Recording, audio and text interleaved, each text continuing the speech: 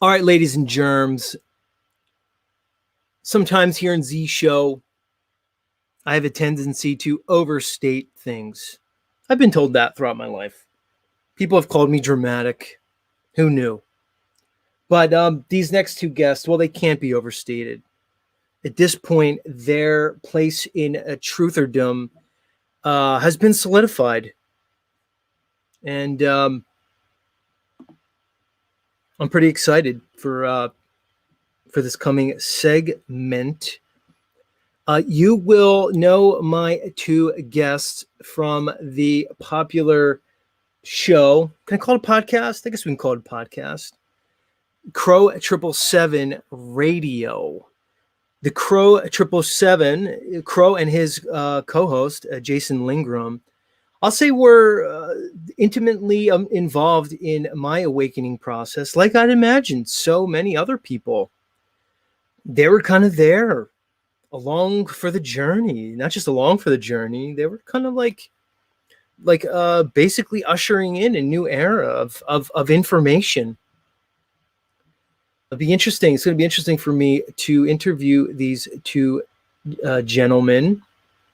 I'd imagine their journey over the last, let's call it 7, 8 to 10 years has not only shaped the lives of many, but also has shaped their own lives. I even noticed that in my short journey here. I'm being refined through this process. Let's call it an alchemical process, potentially a crucible process of refinement. We've talked about the philosopher stone here and what a refinement in consciousness is. So I don't know. I can't overstate these next guests. Without any further ado, let me bring them up. Co-hosts of the Crrow777 radio show. Please, let's give them a very warm welcome.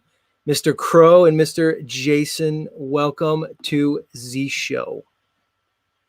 Well, hello. Thank you very much for having us. Cheers. Cheers to you, good sir. Mr. Crrow, how's your audio? Thanks so much for having me on, man. Great. I'm glad you guys are here. I'm looking forward to kind of getting into this with both of you. And I know the audience is going to be excited, so let's rock and roll with it. It's really them, guys. It's really Crrow, and it's really Jason in the flesh. Welcome. So, Crrow, Jason, I'm not sure how familiar you are with my content, but I will say here on Z Show, we endeavor in all forms of truthiness, truthism. We try to cut through the fog, the mist and the haze of the popular zeitgeist bullshit and get down to what's real. We're not afraid to go religion, science, history.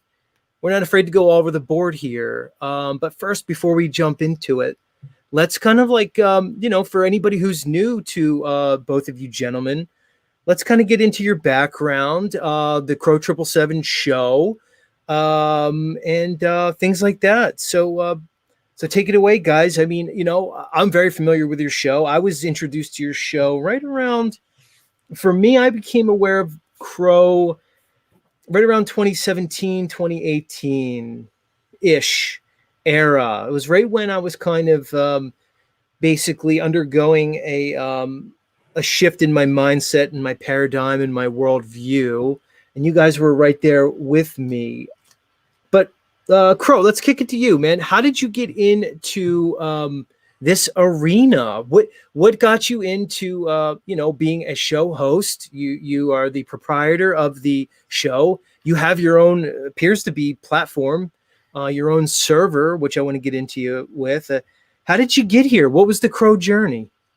I was actually an accident. I had gotten to a point where I walked away from making my living as a freelancer in the corporate world. I couldn't take it anymore.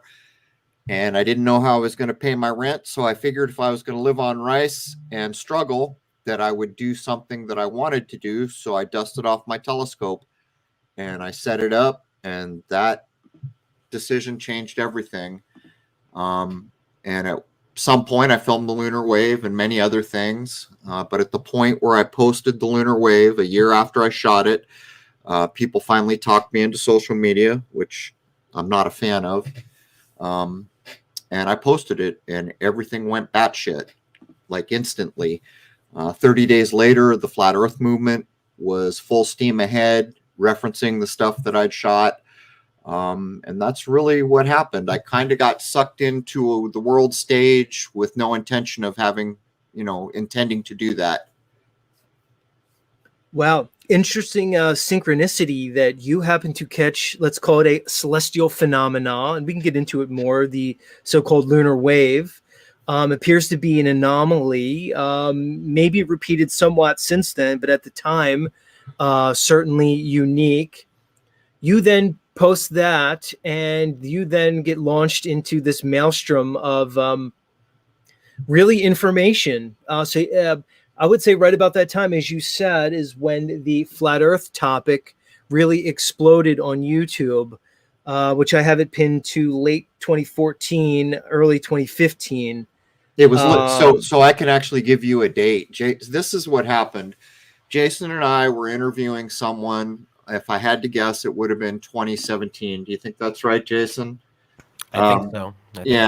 So I think we were interviewing in 2017, and he said, "Did you know that the lunar wave played a significant role in launching the flat Earth movement?" And I said, "Well, I knew it got referenced a lot." And he goes, "No, literally, it happened exactly 30 days." And we went and looked, and in fact, so what happened is I shot the lunar wave at the actual spring equinox or fall equinox, the autumnal equinox of 2012, held the clip for a year, posted it in October of the following year, 2013. So it was November of 2013 when the flat Earth movement blew open. And that whole thing is based on people coming to the realization that, in fact, this is not an information age. I mean, it kind of was for about 3 or 4 years, maybe, but in fact, what age this is the age of deception. And what's happening now is people like to call it the Great Awakening. I don't have an issue with that, so call it the Awakening if we want. People are waking up from this dream that's been spun. And when you begin to realize the level of nonsense that we grew up with, that our parents grew up with, everything begins to fall down. And that's what launched Flat Earth. That's what launched what most of us are out here doing now, challenging the age-old lies that have built this age of deception. Interesting. Yeah. I like what you said about it's not an information age. It could be called a misinformation age, interestingly enough. What better way to, we're told about book burnings throughout history. Well, what better way to enact, let's say, a digital book burning? Turn all the information from, let's say, hard book copies that you can touch, feel, hold, keep, protect. Turn it all to digital, and then basically enact your algorithms where you then control, change, suppress, highlight whatever information you want. I definitely hear that. So, Jason, where did you come along? How did you get linked up with Crow? What was a little bit about your journey into, maybe questioning the world around you, and how did it lead you to this spot in your life? I've always been, I guess you could say, kind of awake to things. I've certainly always challenged things, and I've had a lot of unusual experiences throughout my life. So when the whole internet age came about, well, before that, I was starting to listen to stuff on the radio. I'd found things like Art Bell on the radio. So that was fascinating to me. Not believing in everything, of course, but thought it was interesting. And then when the internet age came about, of course, it was easy just to start looking for things that way. And I started listening to all sorts of really interesting folks like Jordan Maxwell, Jay Widener, a bunch of other people I just thought was really cool. And they were just discussing very interesting things. Eventually, after listening to a whole bunch of live streams and podcasts, I was like, I've looked at so much of this stuff now. I bet I could do this. So I started my own show called Secrets of Saturn. And at some point, a mutual friend, I was reaching out to a bunch of people trying to get guests, like you do when you do this kind of thing. And I wasn't known yet. So after having a couple of good interviews, a mutual friend of ours, of Crow and mine, He did that show first and then told Crow, oh, Jason's really cool, and I think you guys would get along. You should definitely do the show with him. And it became pretty obvious really quick. Like, Crow and I did one show together. It went really, really well. And this is early on when he was still doing a lot of the telescope work, discussing a lot of that stuff. I suggested, why don't we do a lunar wave roundtable with two of the other people who have shot this thing? Because at this point, Crow had shot it 6 times. A gentleman named Randy from Houston, he had shot it twice. And a couple other people had as well. And I forget the name of the gentleman, the third person that we had. But anyway, that went well too. Who was it?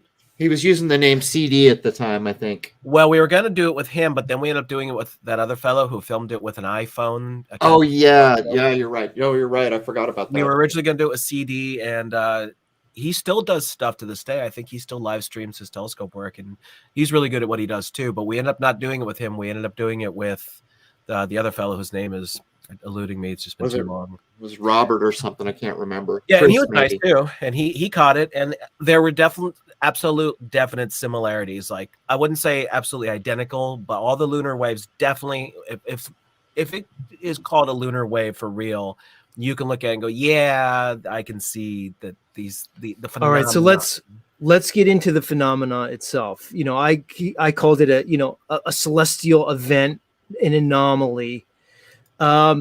Just to kind of paint it for the listeners, the lunar wave is basically, if you look at the moon, it almost has like looks to me like a glitch, like a refresh rate glitch, almost in reality. But to me, it's only a glitch when you are conceptualizing it in the pre-indoctrinated model of space and the vacuum of space and the whole standard model of physics. And Crow, let's go to you first. If you were to take your best, let's say, conjecture on what you witnessed and what others are witnessing with this phenomena that we're claiming here, what would you say it is? Its cause, potential? What would you say? Well, at some point, I started to become the center hub of the Authority for Lunar Waves, which isn't right. Well, I recognized it. Yeah, that's true, but it should be. It's a thing, so it's everybody's. And at some point, we should know for sure what it is. But here's what I will add. I don't remember how the name lunar wave came to be. I don't know if it's something I said or someone else said it and it stuck. But if I had it to do all over, knowing what I know now, I would not call it a lunar wave. And here's why.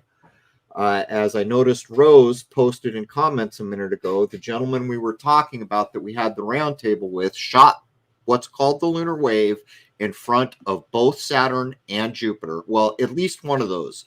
I believe it's been shot twice in front of Saturn and once in front of Jupiter. What that tells us is that probably anywhere along the ecliptic or the path of the so-called sun, moon, and planets, the lunar wave could be filmed if it was backlit sufficiently. So if I had it to do all over, at the time I thought this is peculiar to the moon. I thought this is probably has to do with equinoxes. None of those things are true. I think I would call it a firmament wave if I had it to do all over again, and that's about the best I can offer you. Well, Crow, what we should do is, why don't we point out what it is not? Because even to this day, we get goobers coming out of the woodwork going, I know what that is. That's jet wash. Well, like, you can see somebody just said that in chat now. Actually, one of the chatters just claimed jet wash. Here's what happens. People make comments like that without taking a moment to use logic and the brains God gave us. Or looking for other footage. Right. At the first capture, at the original 2012 capture of the lunar wave, fortune smiled upon me for one simple reason. And I almost threw that clip away. And what I'm about to describe proves beyond argument that it is a filmed event, and anyone who says otherwise is blowing smoke, and I don't have time to argue with nonsense like that. When I went and pointed my telescope at the moon, for some reason I panned the entire field of view below the moon. Now as I began to go up and get the moon back in frame, the wave started, but I didn't see it because I was looking at a 3-inch LCD screen on the back of the camera. So the camera went beyond the wave, up onto the moon, then the wave caught up to the camera. Now, at first, I don't know, for a month or more, it didn't dawn on me what that meant. The moment that it dawned on me, I knew for a fact that that was a filmed event. That's proof positive. It cannot be destroyed or explained away. Whatever is causing it, well, that's something altogether different. But the fact that it is a filmed event is proven beyond argument. So, you know, that it's electronic, because when I first did it, to be honest, I thought my camera had messed up. And then later I began to realize, well, digital equipment doesn't fail in an organic way like that, does it? We see it. You get pixelation and square lines, and point is the camera pan proves. Yeah. All right. So you had mentioned that you would like to rename it a firmament, basically a firmament wave. Let's get into it. All right. For anybody who's new to the subject listening, when we talk about a firmament, it's an idea of the sky that's different from the model that we've been presented with through heliocentrism and popular academia for at least the last 500 years. And then promoted more so basically about a century ago in terms of popular education, the globe model, et cetera, et cetera. The firmament could be conjectured to be a lot of things if it exists. Some people think it's a hard shell in the sky, holding the waters above, and creating this world, more biblical construct. Others think it just may be a different density where we live in a world where we know relative density disequilibrium is demonstrable. Is it possible the waters above are less dense aqueous solution, so to speak? Other people think it may be what would be called sky ice, which apparently there's stories from Antarctica that they found and study this blue ice that behaves differently than regular ice, that it doesn't melt into water as such. It kind of evaporates, and it has this deep azure blue color like the sky. So a lot of people, Crow and Jason, will have different ideas of the firmament and what that means. Let's start with you, Crow. What does the firmament mean to you? I think it's been well described by a lot of different cultures. And for those of us that grew up in the part of the world where I did, they're probably familiar with the Christian version of the firmament from the Bible that is predominantly used in the Western world. But if you go back to the old spiritual traditions of the East and other places, there's a commonality. If you just get beyond the language, you can tell that they're describing a very similar thing. I kind of like the idea if you describe it like planes, like you'll hear someone talk about the astral plane, and the idea behind that is it's like tuned, or there's, you know, it's like we're tuned to this little area, the plane we live at, and that's tuned to maybe a higher frequency. I'm not even sure how to describe it, but that's kind of the idea. There is, when I first began to talk about the firmament, I called it a hard, fast barrier. And the reason I called it that is because I can't tell you. I haven't been there. I don't have a magical plane to take me up. But from all the telescopic observation, I began to realize nothing's coming in and nothing's going out. And a lot of people have problems with that. But that's what I have observed. If I observe something different, then I'll change that point of view. But I think it's pretty clear that space would probably, what we call space, might be better described as a liquid. And I think we're pretty much tuned here. I don't think anyone leaves beyond what we call the firmament or our atmosphere with their body. I think we do it every night when we dream. Where do we go when we dream? Some of the older cultures would say things like the astral plane. We go somewhere when we dream. But we don't take our tennis shoes to that place, and we sure as hell don't take rocket ships. Jason, firmament to you? I don't have an opinion on what the firmament may or may not be. What I do know, and what makes me question things, is that not only the American space program, but space programs all over the world from various countries, they show us things that are provably false. Not everything, but some things. And all I want to know is why. What are you? Right. What are you getting that? Can you not do it? Can you not go there? Can you? I don't know. I don't have these answers. But being somebody who's really into things like film, special effects, audio, like all that kind of stuff, I know how a lot of this equipment works. And when I see things like single camera angles failing for no reason whatsoever and background staying still, things like that, no, that's impossible. That is impossible by the very nature of the technology. So when I see things like that, all I want to know is, why are you showing us something that's fake? I can't prove anything else beyond that, except for the fact that you are showing me and the world something that is constructed. It is not reality. Yeah, like what you said there really is that, when people try to typically argue for the standard model of physics, that there's space exists as presented, and even the subatomic world, they'll argue that that exists as presented, which to me is equally as unevidenced. To me, the micro world is just as unevidenced as the macro world. We can get into that a little bit later if you want. But I say that, the same thing when people argue for the standard presentation through academia, they'll often point to, NASA, which is this governmental agency, or the other quasi-military, by the way.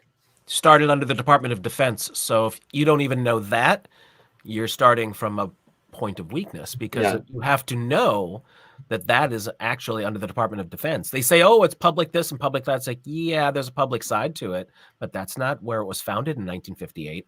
When's the last time a government or an army told you the truth? Ah! Exactly. And that was the point I was getting at. Exactly. Is why should we trust them, especially when they've been shown to be deceptive? When you actually scrutinize their presentation throughout the years, it's actually quite laughable. So to use them as any litmus test for truth, or to basically try to trust them in their presentation, would probably be logically faulty. Put it this way, if NASA or the government in general were to be considered a witness on a witness stand, they would be excused and discredited off the bat due to their, history of fallacious presentation, which is interesting. I wanted to go back to something that you said, Crow, about energy, frequency, dimensionality, things like that. To my knowledge, Crow, you have an interest in the Hermetic philosophy, the idea of the Hermetics, which to me is some of the oldest known knowledge that was passed down, likely pre-Diluvian, that in some way was occulted and held on to through the secret societies, and we've been made aware of. When I look at the understanding of Hermetics, they painted the picture of a world that is energy, that is consciousness, that is mind, that is basically dimensions. Crow, when we look through that lens, what world do you see? What is the world that you see if we're going to look through that lens of the Hermetics? Energy, frequency, vibration, because it paints a very different world than the one that they've taught us. They teach us a world that we have particles, that the physical world is physical as such. They tell us about quarks and protons, neutrons, and electrons. To me, they're unevidenced. Now, I can see how chemistry works. To me, we can experiment on particular elements, and we can see how molecules bind. We can see how ionic compounds bind. But this idea of electrons and covalence and sharing of electrons and trading, to me, is unevidenced. And I use that mentality to look at this whole world. So to me, this is about frequency and energy and vibration. Crow, if we look through that lens, what kind of reality is this? It's an illusion. And that is part of the reason that we're currently living in an era of deception. And another reason for the era of deception is because human beings have the potential to be incredibly, incredibly powerful. It's almost beyond belief what human beings can become. But to get back to your main point, I live by the following idea, which is illustrated in Hermetic thoughts, among other places. If it exists, it vibrates. It is all about cymatics. It is all about frequency, vibration. If you want to get into the wave, particle, whatever, describe things in whatever way you want to be comfortable. But what we learn when we get to the vibrational ideas of existence is this linear nonsense that we've all been brought up on. Nature is not linear, it's cyclical. Everything is cyclical. Time is cyclical. The frequency idea is cyclical. You have a valley, you have a trough, even a radio wave. If you look at it, we've been misled. And to some degree, we did it to ourselves because we've been too trusting. But now, even if you glance into your comments section during this show, that kind of infantile trust that has been driving our humanity, that's going away now. And people are starting to say, not so quick. I'm not going to swallow this because you told me to swallow this. Why? What is it? We've gotten there. Over the next 5 to 10 years, I imagine we are going to see a world that doesn't even resemble what we're experiencing right now in this year. And the reason for this is because of the consciousness boost. And that too, in my point of view, can be tied to cycles of time. And as far as I can tell, I listened to a little bit of what you were saying before we came in. There were higher civilizations than we are back in time. And that's not what we're shown. They try to convince us that we were bug-eating cave people dragging our women around by their hair. And that's not what I accept. There have been some very lofty civilizations in this world previous. And it appears to me that the description of the Yuga cycles seems very close to acceptable, that we go through these really long cycles. And for part of the time, we're on top of the world. We do amazing things. And for part of the time, we're like we are now. We've been falling and falling. If you even look at the late 1800s compared to what we're doing now, look at the way they dressed, the way they spoke, the way they wrote, the gorgeous furniture they created. Just, we've fallen. Even just since the 1800s, we have fallen. But it is my point of view that the cycle's on the upswing now, and I think it's evidenced by all the people who are no longer doing things because they've been told to do them. Is it on a show not too long ago too, mentioning the 1800s? It seems that humanity was figuring things out to a fair degree as far as science and things like that. The late 1800s, Tesla's the great example to use because everybody's heard of him and seen what he was doing. So late 1800s, early 1900s, humanity was doing pretty darn well trying to figure out what the true nature of nature is. And then you had scumbags like J.P. Morgan and Westinghouse and all these other people coming along and putting a stop to it because they wanted a cap on everything and they wanted to control everything. And at some point in the early 20th century, right when you had like the Rockefellers getting their power and all that, they start taking over all the institutions in the world and skewing everything away from the research that was being done just a few years earlier to being the way they want it to be done, their control mechanism. And that's where we're at today. Everything we deal with in the Western world is no longer the way humanity was going. We were diverted off from that into this, whatever you want to call this crap that we're in today. Well, I think that's a great. I think that's a great take because. One second. I think it's a great take because if we look at pre-World War I, okay, and you look at, let's say, what was going on in, say, some of the German schools of thought, the Austrian schools of thought, and their idea of the nature of this reality, they were looking into things that much more resembled, like we're saying, frequency, vortex technology. We can look at the work of Mr. Walter Russell as an example. And again, we can look at these Austrian and German scientists that were coming out that were showing us a reality that resembles more what the ancients knew. There was a concept of ether.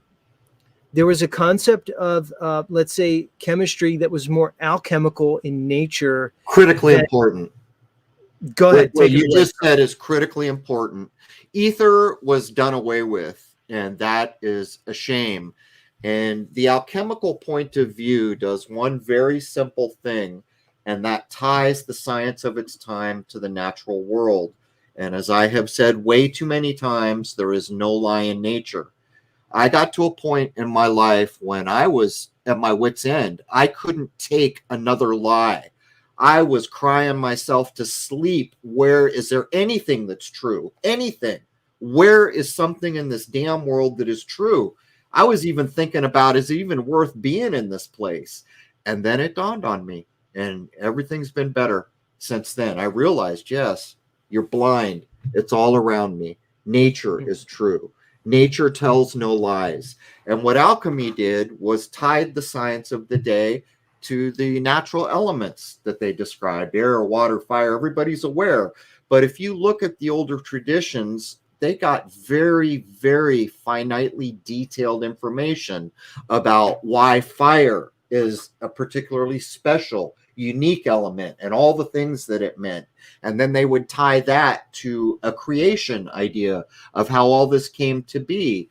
But another thing that's been propagated in this kind of age of deception we're weathering right now is to get us to believe in foundational ideas that aren't true, because it's like a computer. If you put bad data in, you get bad data out. Well, that's all of us.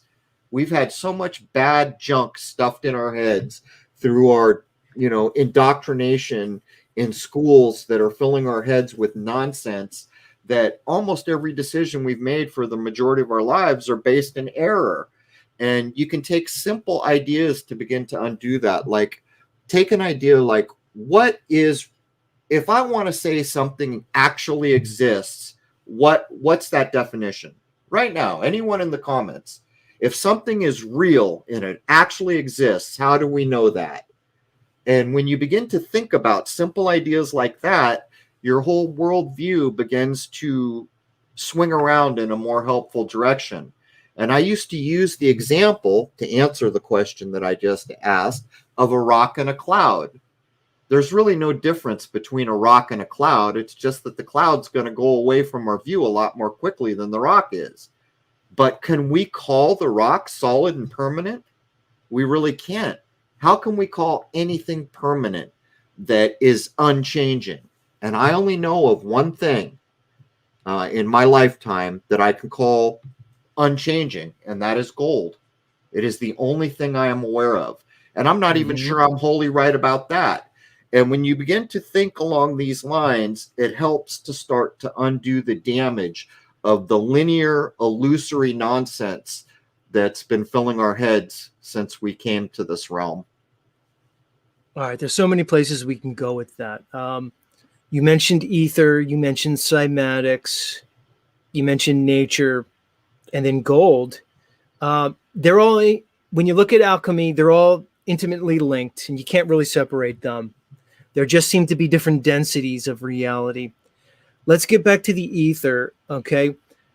You mentioned basically the simplicity of nature and the absurdity of the modern presentation of science. I call it the standard model. They present us with photons, basically, which are supposed to be these particles that are traveling at the speed of light, these light particles. Again, to me, they're completely unevidenced. I do think ether was removed purposely as a deception, which we can go into. But why not ether? Here's what I'll say, Jason and Crow, is that when we look at energy, let's take sound energy. Sound is mechanical energy. It's acoustics. It's acoustical energy, which is this mechanical energy, which is vibrating air particles. My point is that sound and the transmission of sound is a wave that basically moves through a medium. The medium is air. And what it is, it's a series of, it's sinusoidal harmonic oscillation. And it's basically compressed air and then rarefied air. So you have compression, then rarefaction. And you could basically look at it as a sine wave. It's not a sine wave, but it's a good way to plot it because it's sinusoidal in nature. But the idea is the energy is moving through a medium. That medium is air. To me, it's not a crazy idea, and it's actually logical to postulate the same mechanism when it comes to light. Isn't light electromagnetic energy?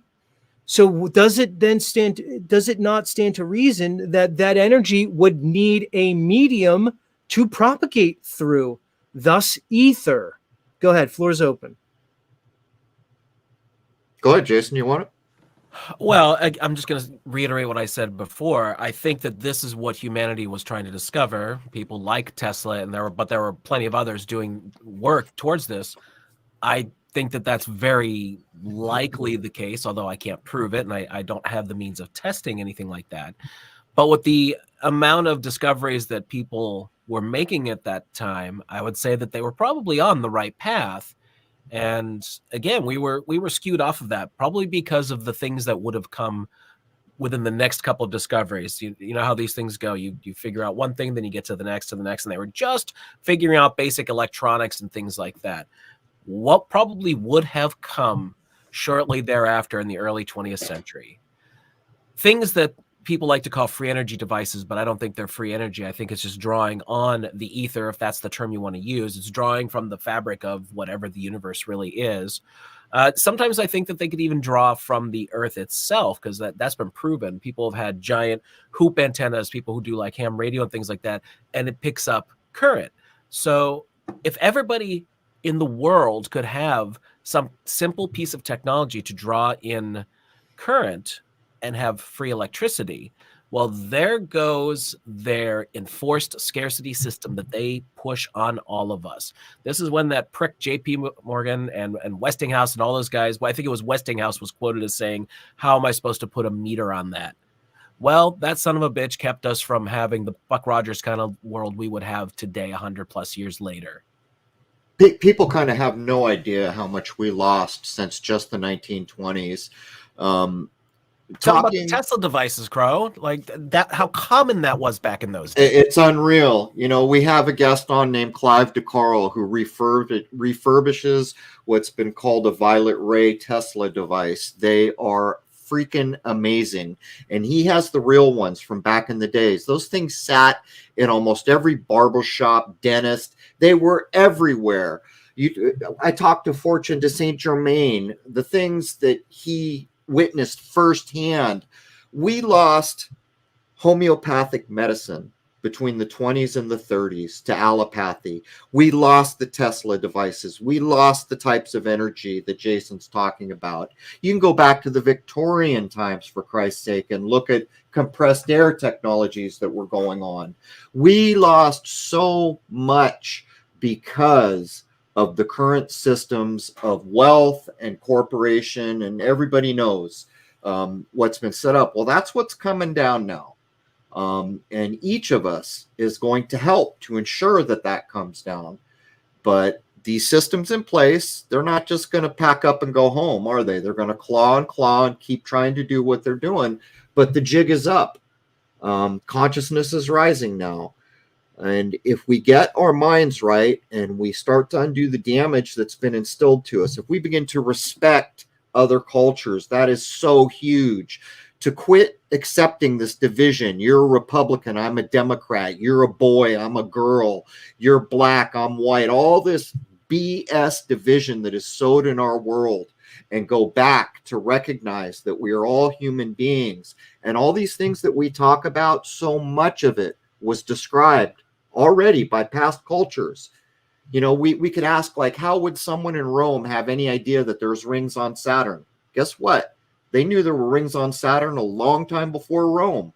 They were not stupid. They were advanced, and they have described ether, nature-based sciences, all these things that we're trying to get a handle on now. It's all been described by older cultures, and we just need to get the bigotry out of our bodies and learn to respect one another and go back and look at what those other human beings left us. That's a starting point. Okay, bigotry, divide, conquer, separation seems to be one of their primary tactics, right? To me, religion is intimately tied in with that tactic. When I look at the religions that were presented to us, and I do think they were presented, especially the three Abrahamic religions, I see a lot of truth, but I see a lot more deception in there. Well, I say that, yes, there's a world order, but there's nothing new about it. To me, Rome never fell. It just basically transformed into the Roman Catholic Vatican. Church. It became the Vatican. Right. There's Exactly. no doubt about that. You could look at the history of that, and it's obvious. People Right. talk about the Roman Empire falling. The Roman Empire never fell, dummy. The Vatican doors now. Yeah, the doors from the Senate in ancient, what we call ancient Rome, those doors from that Senate are on St. John's Basilica. So, and I even take it more, because to me, Rome was just a continuation of the earlier Greek, Egyptian, Babylonian, and Sumerian cultures. I see a presentation of the same gods. They seem to be winged, plumed serpent gods, dragon-like, sphinx-like, and people can argue about this.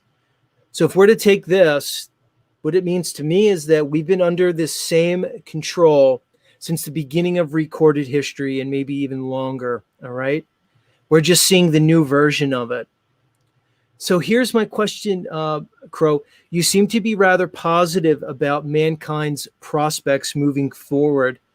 In light of this perceived control mechanism that runs throughout history, why should one be positive?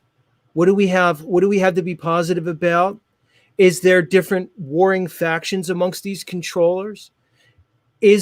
Are we stronger than them? Is that why we've been subjugated for so long? Because we are powerful? Thoughts? This is a tough time that we're going through, and it's probably going to get a bit tougher, but it will not stand.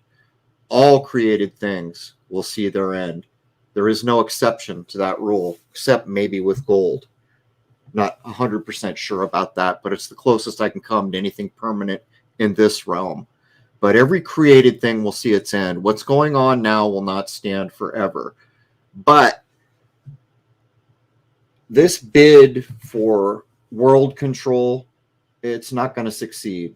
How much damage will be done? I don't know. How long will we have to deal with it before it's behind us? I don't know. But I do know that nature shows me that this place was not created to be someone's playground.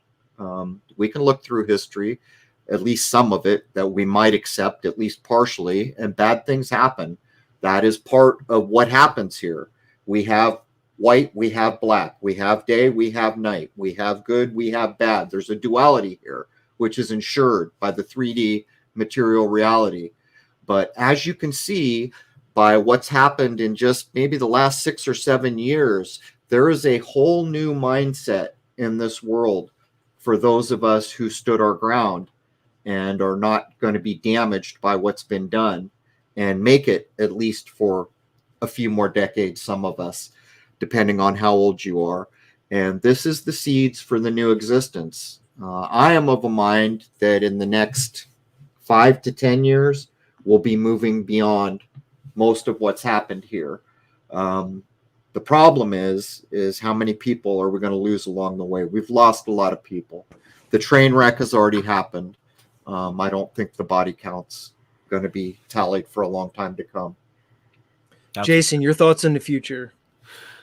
So what I see is the elite, if you want to use that term for them, the people who are the controllers of this world, those we see and those we don't see, probably behind them, pulling the strings.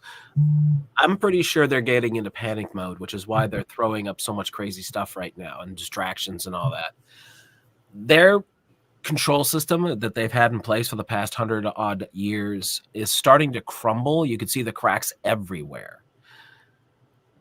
Using the internet as a weapon, for them has been great, but it's also a double-edged sword, because look at what we're doing here. I couldn't even conceive of doing this when I was a kid watching Star Trek: The Next Generation in 1987.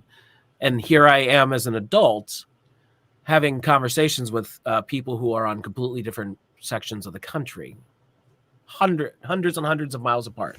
So yeah, we can use this to expand consciousness and not just control the narrative. But you see how they're in total panic mode. YouTube's a great example of that. Look what they're doing. YouTube used to be all about the individual creator. Now you go on YouTube, if you're not signed into your own account, that you've tailored the algorithm a bit like I have, every time I happen to jump on to look at something when I'm not signed in, all I see is all this mainstream garbage being spewed at me. That's never what YouTube used to be. So they're trying to control the narrative every step of the way. And God help you if you try and step out of line with that stuff. They stomp you down or just delete your channel. Minimally, they're going to suppress your algorithm. Same thing happened with Twitter. When that took off, that became an echo chamber for just certain small-minded points of view, and everybody fed to each other in there, and no other thoughts were allowed. So in my opinion, I just think they're going into panic mode, and they're just going to keep throwing distraction after distraction, some of which probably are real and people are getting harmed.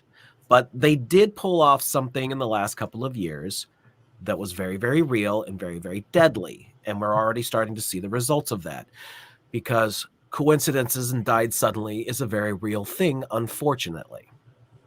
Mm-hmm.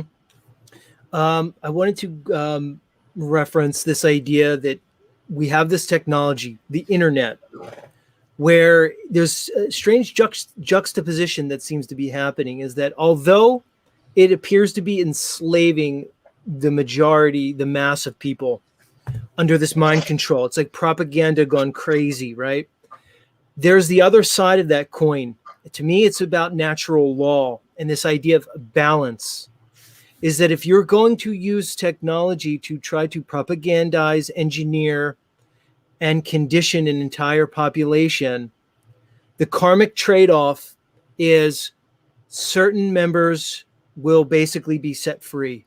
There's going to be certain people who use the technology for enlightenment and understanding. And I think that's what we see here. The question to me is, will the understanding, will the increase in consciousness amongst a certain dedicated few be enough to overcome what we see with the inculcated, basically unwashed masses? That's my question. I think you're going to see a split. You need to be very careful with technology. We need our Butlerian jihad. There has to come a point where the decision is openly made that human beings and lives matter more than technology and data. You should probably explain that reference. Not everyone's going to get it. Well, in the movie Dune, which I think is actually part of popular culture now, I think there's a new movie coming out. I read the books, and of all the so-called sci-fi, I don't think it's fantasy. It stands head and shoulders above the rest because of what it does and what it references. And there is a thing in that book called the Butlerian Jihad, which is not very well described, but basically what it comes down to is thinking machines had taken over the existence. So there was a galaxy-wide war. And Also when it was known as artificial intelligence, Crow? Yeah, computers and AI. And so when the war was over, you could be put to death if you were caught with a computer. They put it in its place. And here's the problem. We don't need technology to move up the spiritual ladder. We were given those things when we were granted the divine spark and free will and the gifts that we were given to have a life as a human being. There are choices that are ahead, not too far, that I think people might be stuck permanently if they decide to merge their physical bodies with tech. Now, what goes on? Are you still in line to spiritually advance? I don't know the answer to those questions, but I know that I'll have no part of it. People often don't want to interview me anymore because I don't like to go on camera. The reason I don't like to go on camera is because that's my data, that's my life, that's my image, and I know what gets done with it if I give it away so freely. So I do give my voice away, but that's about as far as I go. I don't use really smartphones. I am very conscious of what AI is doing in our world. As a matter of fact, of all the things we are facing in this world right now, it is my point of view that AI is the most serious thing that we are going to have to deal with, because it gives those who have the unfettered top of the line AI power that should not exist in the hands of human beings. This technology is always going to be a double-edged sword. I always say be careful with technology, but always remember it's one thing and one thing only. It's a tool, so it depends upon how you use it. What's one thing recently that supposedly AI has done? supposedly in Russia, it exposed the fraudulent nature of the Apollo photographs. I don't know if that's actually true or not, but that's what we were told. And they did show the images where things were touched up. Well, why would the Apollo photographs need to be doctored in any way, shape, or form if they're real images from the moon? Because you can't put a boot there. It's a light. And by the way, let's talk about the moon. Let's talk about the moon, Crrow. Let's get back to it. And Jason, I talk about the moon here often. To me, I categorized it earlier as the most fascinating luminary. And I do think Saturn's pretty darn fascinating, but I'm going to put the moon as number one. It's, to me, it's enigmatic in so many ways. You classified it as a luminary. We can say all the, the heavenly bodies are luminaries, but it has particular, to me, it appears to be three-dimensional in nature. How could you tell? You can't touch it. You can't measure it. You can't experiment with it. The craters do appear to present with three-dimensional shadow-like characteristics. Whether or not it is a reflection of the sun's light, to me that strains credibility due to a number of things. One, because of how light dissipates at the inverse of its square. Two, how does a dusty, dirty rock shine that bright? And three, if it was shining that bright, how could you ever go there without it being too blinding to even visit? But that being said, it does have some three-dimensional qualities. It appears to be spherical, but then at the same time, we've only ever seen one face. The moon, to me, is the biggest mystery maybe that exists in this reality. I'd like to hear your thoughts on the moon itself, what it may be. We talked about the firmament a bit. Let's talk about the moon. What could it be? Scientists in the 60s have conjectured it to be plasma or plasmatic in some way. What's the darn moon? Go ahead. Jason, why don't you go first on this one? Well, I don't know what the moon is, but again, I always break things down to the simplest thing. Why are we being shown fraudulent images? That's what if that question can't be answered, then I don't know what to call any particular thing. Why are we shown fraudulent images from things in space? And Crrow, your thoughts on the moon. I spent over half a decade viewing the moon for more hours than I think most people I'll ever meet ever will. And it is the biggest mystery wrapped in an enigma you will ever see. When you scrutinize it with high-end tools the way I did for that period of time, you begin to realize that everything you've ever been told is a lie.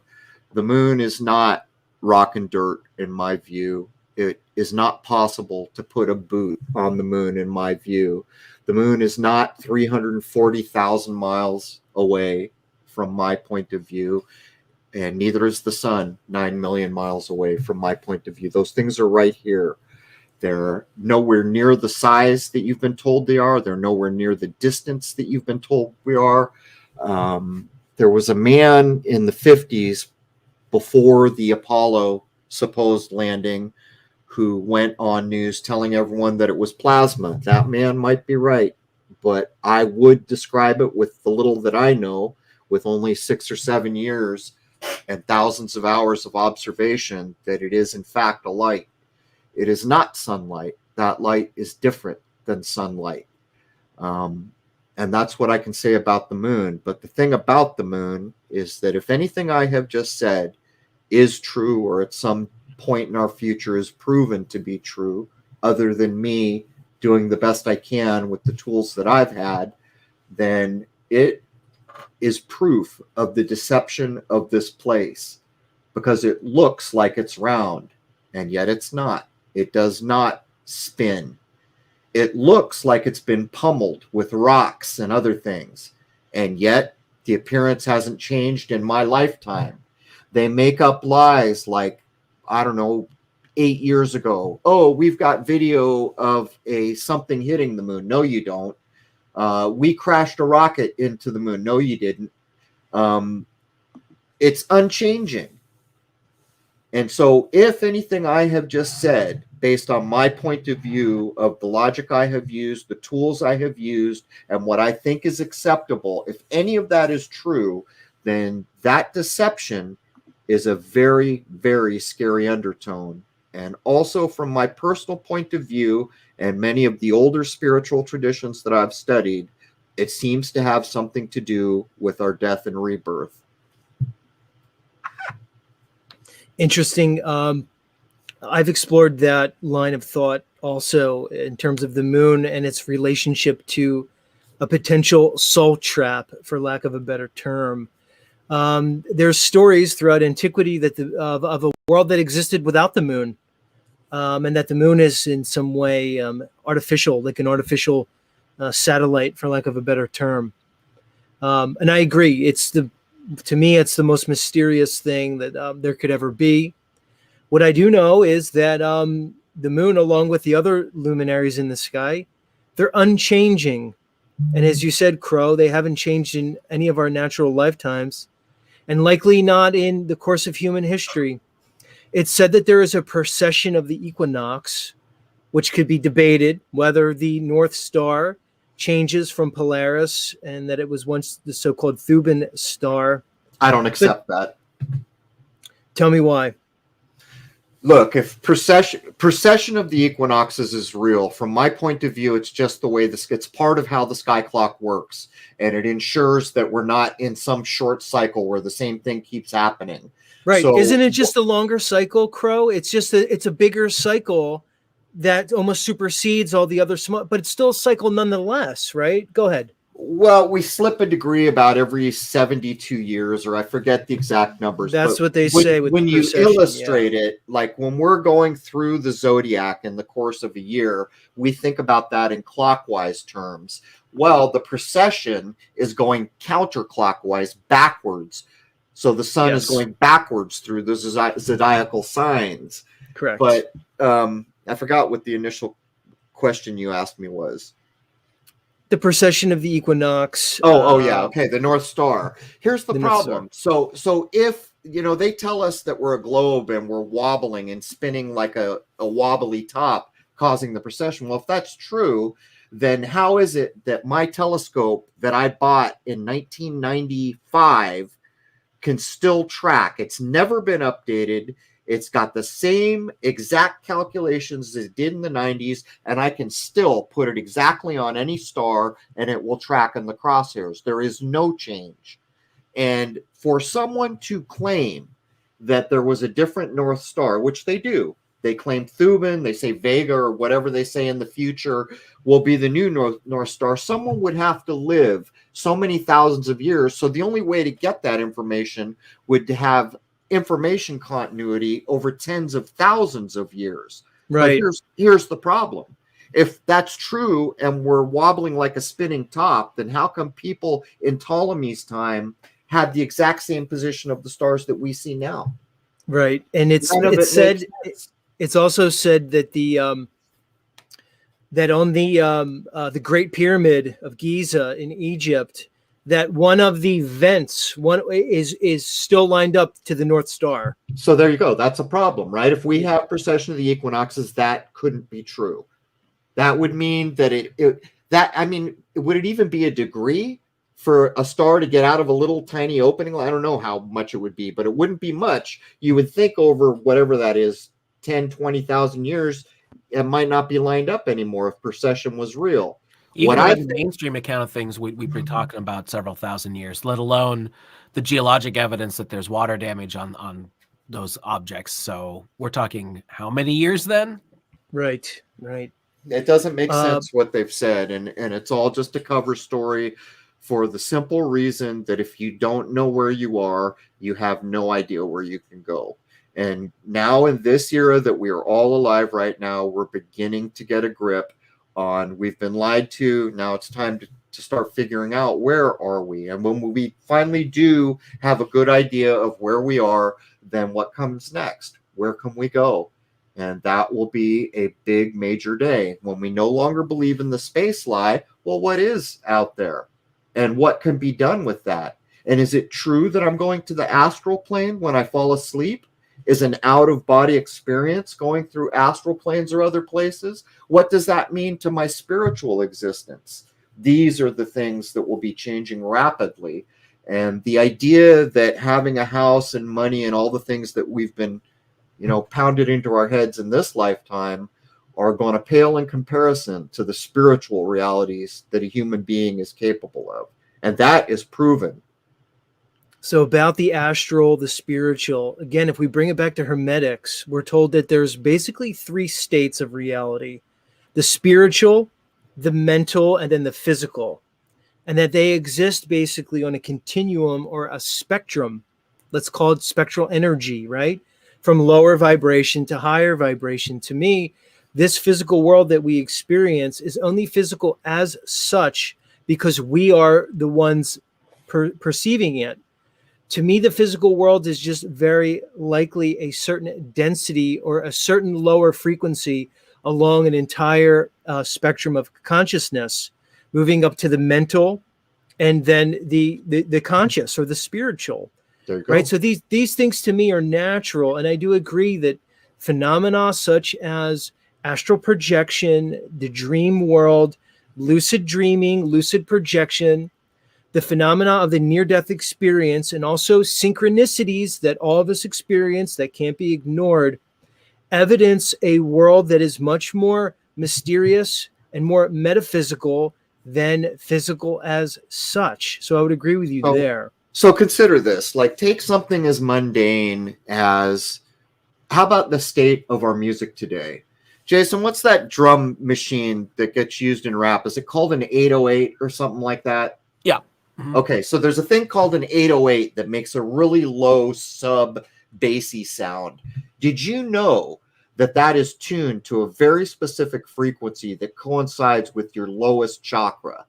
So what you just said is actively being countered through popular music, in this case, rap. It was done to my generation too with rock and roll, just not as extremely as is going on now. So they get that vibration to get you into your lower chakra. Then the lyrics begin to instruct you like a mantra about sex, about violence, all the things you find in rap music. And these are active, full frontal attacks to hold the spirituality of a human being in the sub-basement. And so these things that you're talking about are illustrated vividly through what we can see they have been up to. Now, in my generation, they played similar games with rock and roll, but what the kids are contending with today is freaking frightening. I can't even imagine living my young life as I did, coming up under the conditions the children are facing today, with the onslaught of everyone has an HD camera in their pocket, and the state that music has come to, and all of the, the systems that they're facing.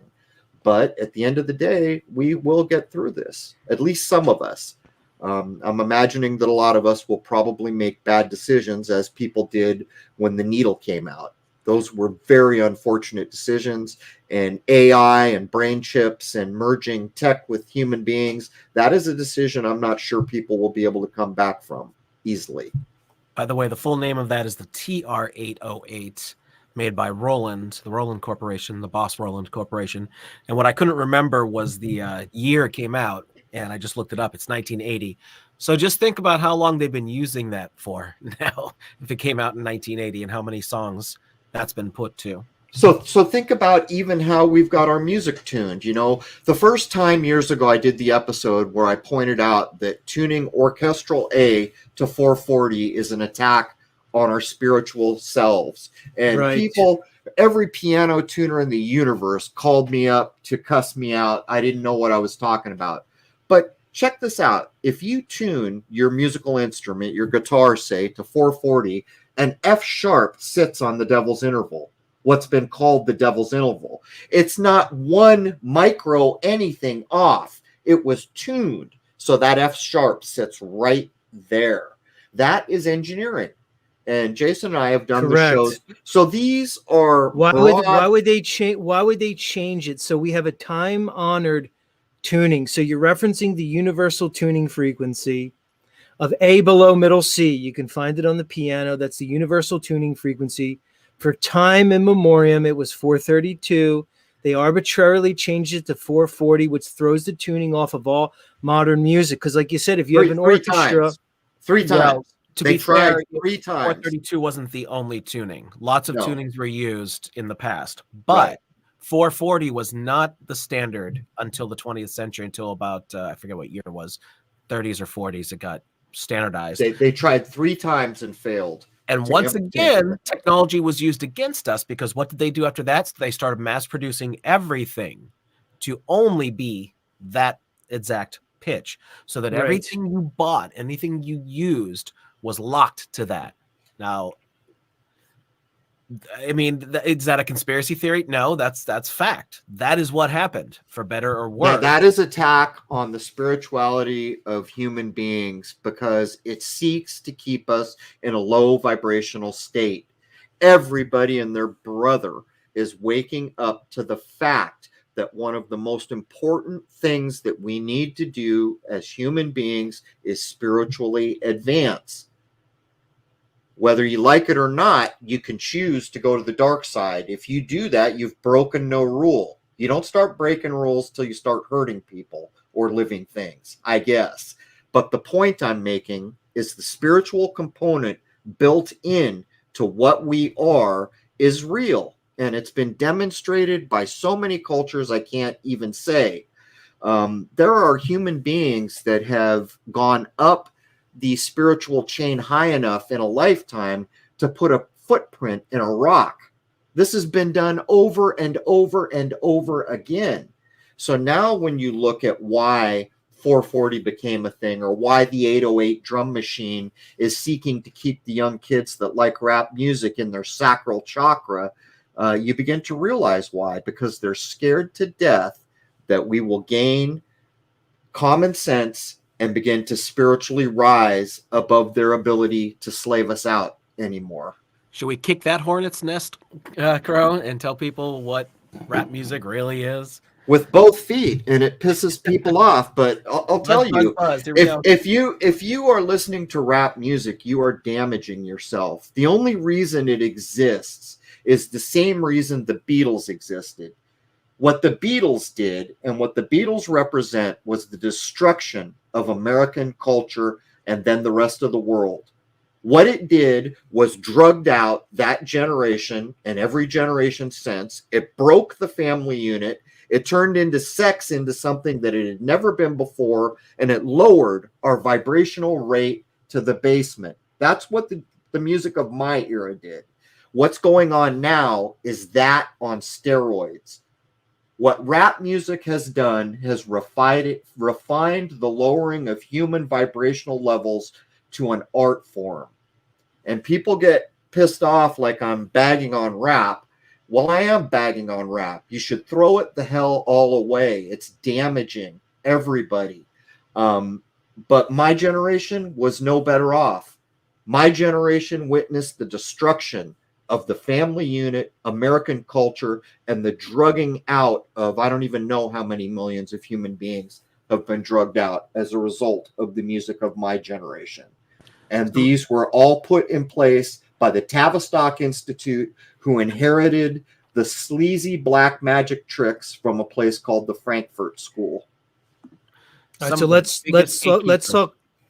talk about Tavistock, social engineering, et cetera, et cetera. A lot of this goes back to ritualistic, occulted, secret society type of information. Was popularized through Aleister Crowley. But Aleister Crowley, to me, was just, let's say, a front man for these older types of schools, mystery schools.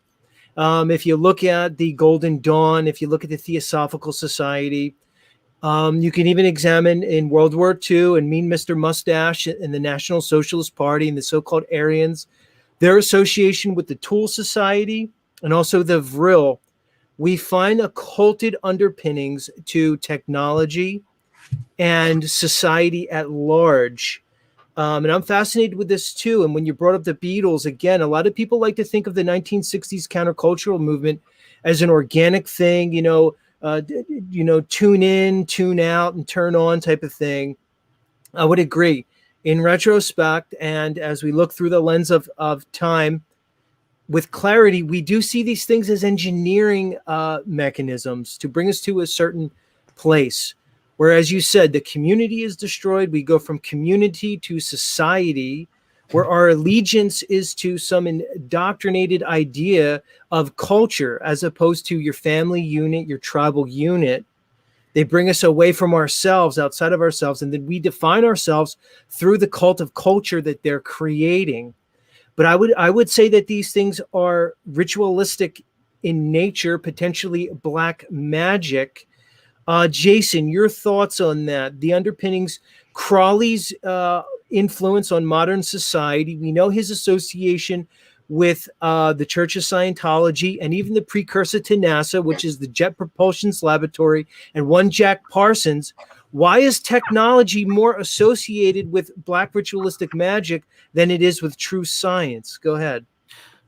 Well, that's a whole lot of stuff you just said there. So let me unpack that and tie it back to what we were mentioning right before that. The biggest gatekeepers you'll see are in the entertainment business, the music business being a great example, because music is used as a massive social engineering weapon. All the occult symbolism and all the things you're talking about, they used to do that in very subtle ways. You can look all the way back to the days of the Beatles in the 60s, and you'll see little cutesy pootsy things put in. They don't hide it anymore. All you got to do is watch a halftime show of the Super Bowl or whatever, one of those things, and you'll see literal hellfire being danced around on stage, and the celebrities saying, "Oh yeah, I drink blood and give my soul," and just all this crazy shit. They don't hide it anymore. So all that is very, very real.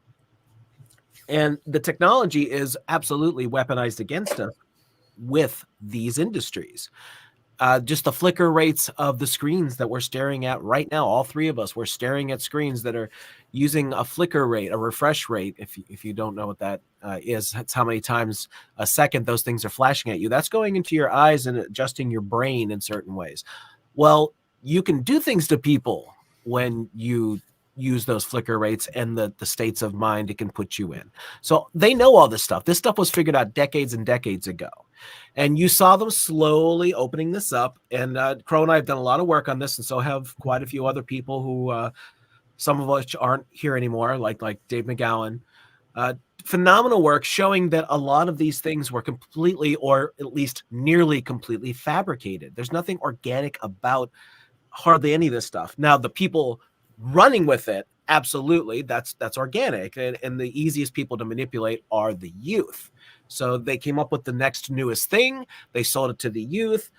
That's how they divided the family, because in the 60s they really drove it home with that. I mean, that was very different from the previous generation, where the family units were still tight and all that. Once you got into the 60s, they used all the political movements, all the upheavals, all of that for divide and conquer tactics, and from there on out everything has been a disaster. You know what's crazy, Jason? And I was just talking to my wife. We were thinking about this, because does everyone know that song by Warren Zevon, "The Werewolf of London," where he goes, "Oh, sure. Werewolves of London." Yeah, we were sitting outside, commiserating that I can't plant my garden yet because there's still snow on the ground, and the song came on. We could hear it playing next door, and I said to my wife, "Did you realize that is the same? I don't know what it is." 4 chords through the entire song. It is just repetition. There's no bridge. There's no break. It's just the same thing over it's almost and like rap over. Music. Exactly. Now, when you go away from, we're using the word black magic, but now let's go to the spiritual side of the fence, where things that are used for repetition, like a mantra or a prayer, are used to elevate your spiritual condition. Now consider what I just said about old Warren Zevon giving us whatever it is, a 3-minute song where the same frickin' 4 chords are ad nauseum rotated with no deviation. Now take Werewolves of London and roll it back a few hundred years to some of the most complex classic music you could get your hands on. Now there is true complexity. There are people that refused to do something like tune to 440. They had all these Verde tunings and green tunings, and they were all based on the simpatico of that vibration with the human body. But take an orchestra. The simplest orchestra has what, 12 instruments or something? We're talking complexity. Now this lifts the human spirit. Now fast forward back to where we are, and take apart any freaking rap record on tap right now, And the difference between those two extremes that I just described is beyond night and day. One of them is elevating, like the Gregorian chants, which were outlawed in those churches a couple hundred years ago. I think it's the chant of St. John, if I'm not mistaken, the most complex, uplifting chant ever created for inside a cathedral. Compare that to the best rap of the day, and what you have is a negative polarity to the nth based on a very highly functioning spiritual tool. And that's what's become of us. And these are weapons. And it's time that we called a weapon a weapon. And, I saw someone in the comments earlier, they wrote what I see all the time. Yeah, you're right, Crow, about rock and roll, but not this one band that I like. Well, I'm sorry to tell you, it's all music in the mainstream. There is not an example other than if you go to the indie bands or the less popular. In other words, if you know a million minds are going to consume it, like a show like The Big Bang Theory, you can bet your bottom dollar the programming that's jammed into it. But if you go find that indie band or Jason playing in his basement, guess what? There's still true spiritual intent there because it hasn't been maliciously weaponized, basically. Well, again, this is where the technology is a double-edged weapon. Yes, all this stuff is used to slam all of the people using their phones or whatever to listen to their manufactured social engineering garbage. But at the same time, if I had a band together, I write my own stuff. I've got the tools sitting in front of me that I can literally reach out and touch right now to do the same job that they do in major studios. And through the power of the internet, I can get it out there just like they can. With intent for beauty. Your intent right, for beauty. What's the intent going into that 808 kick drum? Is that intent beauty, or is that intent to hold you at a low vibrational rate? And it's not just rap. It is every form of mainstream music that has come to us since roughly the mid-50s. That's a fact. And I wanted... Go ahead, Jason. Rap, we pick on rap a lot because the effects of it are so obvious. When that kicked up high gear in the 90s, that's when you saw, I think I said it to Rose the other day, I was like, I'm trying to think back in my own lifetime, at what point did black culture go from being like amazingly cool people like Jimi Hendrix playing guitar like no one ever did before? What about Motown? Right. I love Motown. Like those guys and girls, actually, those musicians were just incredible. Right. Talented. I'm from Philadelphia, and there was a thing called the Philadelphia sound, where there was a certain harmony. And it's gorgeous when you hear it. It's absolutely amazing. That's Hall & Oates from there. Hall & Oates, yep, Hall & Oates. I wanted to bounce back to something Crow had mentioned previously about gold. I'm going to focus on gold while I have you guys here. We noticed that gold, when you look at, let's say, the periodic table of elements, gold is, to me, it's a divine metal. There's a lot of metals. Most of the periodic table is metals. If you guys look at the periodic table, audience, it's divided between metals and non-metals, and most of the elements are metals. Gold has a particular characteristic that I think stands alone. It might be the highest metal. Crow, would you consider gold a higher vibration of metal, a certain tone, almost a spiritual or consciousness that is embodied into it? What it is it's the highest purity example we can get in 3D material reality, because actually everything here is an illusion. Why is it an illusion? Because it doesn't stay around. It rusts, it disintegrates, it goes away, but not gold. That is why gold is the symbol of the sun. That is why that level of purity and its inability to rust or to oxidize is representing the spiritual achievement of a highly realized spiritual master from any tradition. And people forget that meditation was a part of the Christian tradition. Those vows of silence, that monk in his cell, they were working on the spiritual mind sciences. Well, the Vatican strangled that. Thanks, Rome, for another thing that you strangled to death. But that tradition stands with all the others to show that spiritual mind science is very accurately reflected by using gold. And alchemy shows us that each metal can transmute into a different metal, but the way it works is the lowest, which I think is lead, I might have that right, can go up through all the metals, but it will always last be silver right before it becomes gold. And that too is representative of the spiritual staircase. Whereas all of us who have suffered through the modern era of deception, rock and roll, rap, all the things that has been done to us, the vaxing and everything else, we're kind of trying to get out of lead right now. You know, we got a ways to go to get ourselves up into the golden realm. Right. So you're referencing the Philosopher's Stone, which to me is both material, mental, and spiritual. As above, so below. These principles run throughout any conception of reality, whether it be material or more ethereal or astral or otherwise. So I would agree with the gold. And one of my listeners said, gold's worthless because you can't eat it. You might want to think again when you say you can't eat gold, because it does have some certain properties that may be unknown to us in modern times in terms of its You actually can. efficacy. Yeah, you actually can eat it. And right, I just heard recently someone figured out one of the very ancient formulas for liquid gold, which is created in every color of the rainbow, which is used for ingesting and its health benefits. And there are plenty of medical applications using gold. And by the way, that sets aside the whole monatomic gold idea, but go ahead and try to find anything true out about that on the internet we currently possess. Good luck. I wanted to, while we're talking about the periodic table, I want to bring up hydrogen, because hydrogen is unique amongst the elements. It's the only element that could be ionized both in a positive direction and a negative direction. Hydrogen stands alone. It has the lowest atomic mass. It's said to have the lowest number of subatomic particles, if we're to believe that.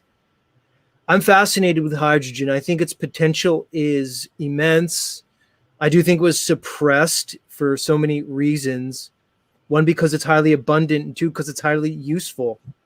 Not only in, let's say, aircraft or aero technology, but also as a combustible gas, as a fuel.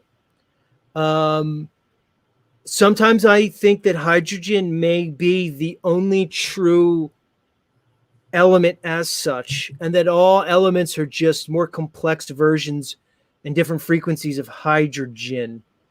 Would either of you gentlemen care to weigh in on the hydrogen discussion?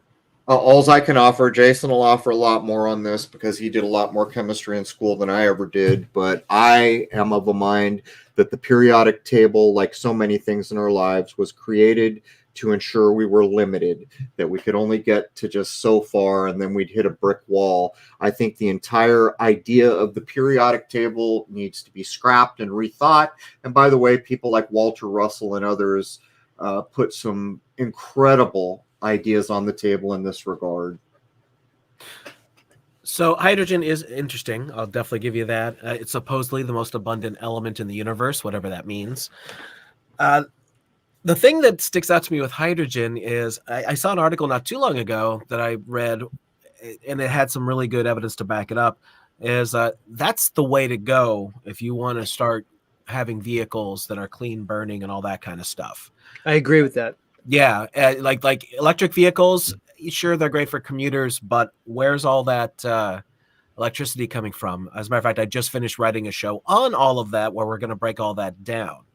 So while the vehicle itself is clean burning, it's not putting off anything, you still have to draw a large amount of electricity to make that vehicle run. So joke's on you, all you people who think that you're doing the world a favor with your EV and being high and mighty about it.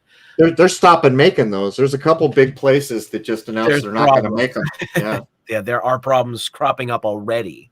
That's just a control mechanism anyhow. It is a control mechanism, because to make those things work as efficiently as they need to work, there's software in them that is absolutely a control mechanism beyond all belief. But we're going to get to that. We're going to do a show on that very soon. But what I was getting at, for several decades now, in fact, people have been making hydrogen cars, and they only burn water vapor, or they only emit water vapor. That's Correct. not a bad thing. So There must Yeah. be a reason it's so abundant here, right? There must be some true value to it. Right.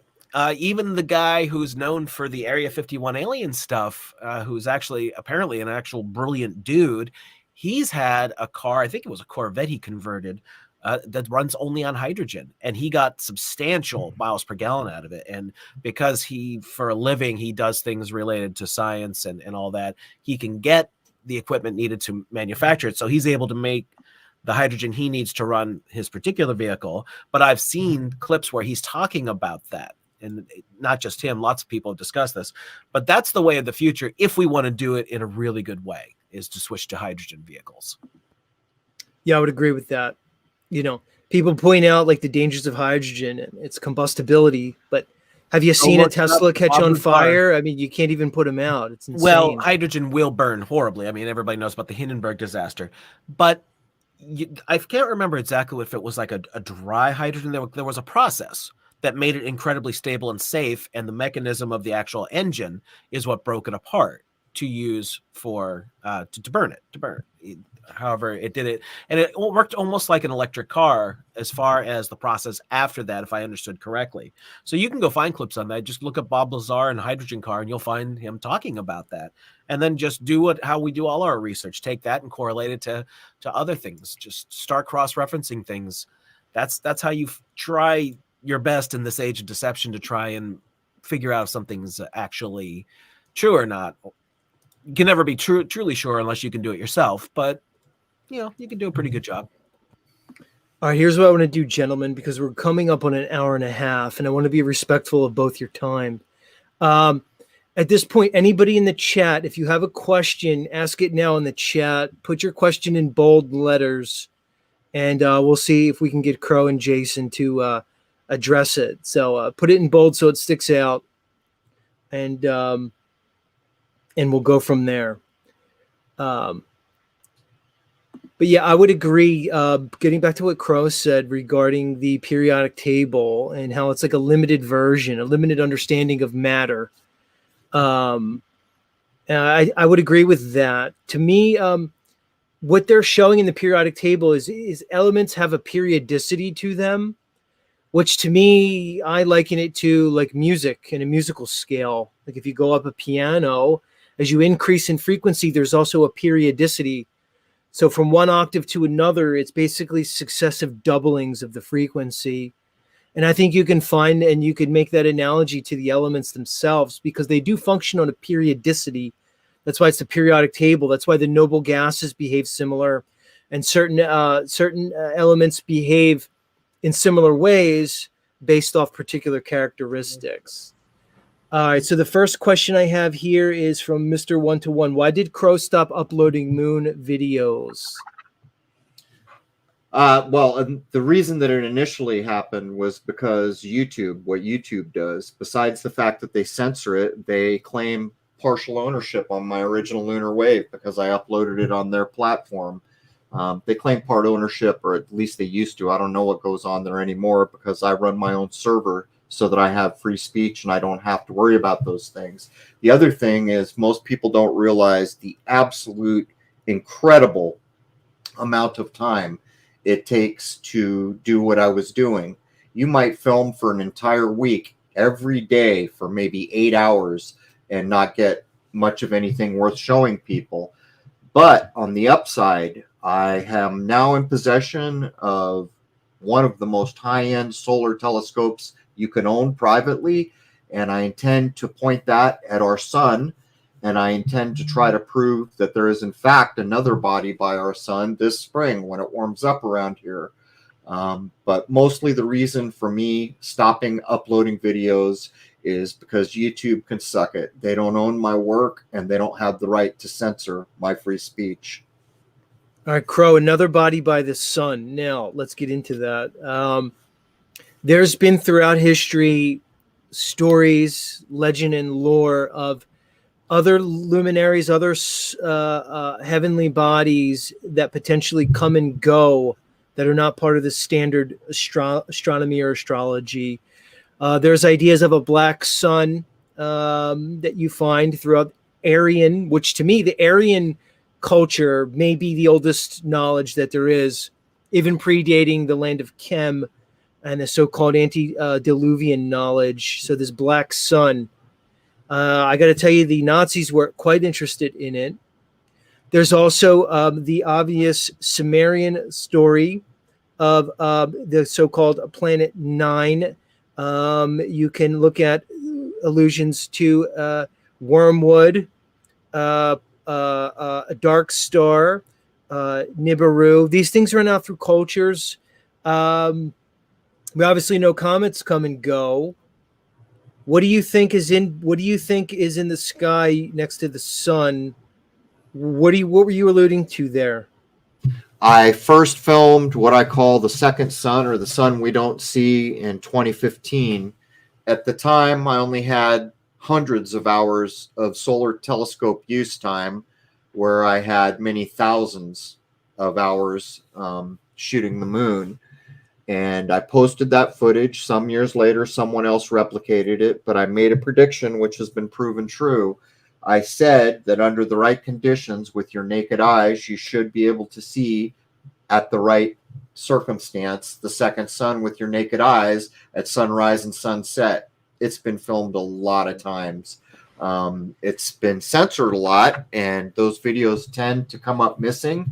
Some of the ones that I have seen have disappeared, but the last time that I talked about it on Crrow777 radio, I think maybe 4 or 5 people sent me stills that they'd shot with their phones that showed the second sun. I will remind everybody that one of the seminal social engineering movies of our time was 2001: A Space Odyssey, which was created to get you to believe that we landed on the moon, which is a provable lie.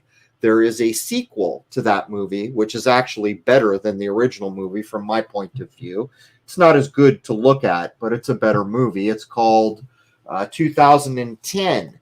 And at the end of that movie, the main star exits with a little soliloquy telling everyone how his children will grow up in the new era, the new age, under a sky with 2 suns. By the way, interestingly enough, it looks a lot like the MasterCard logo.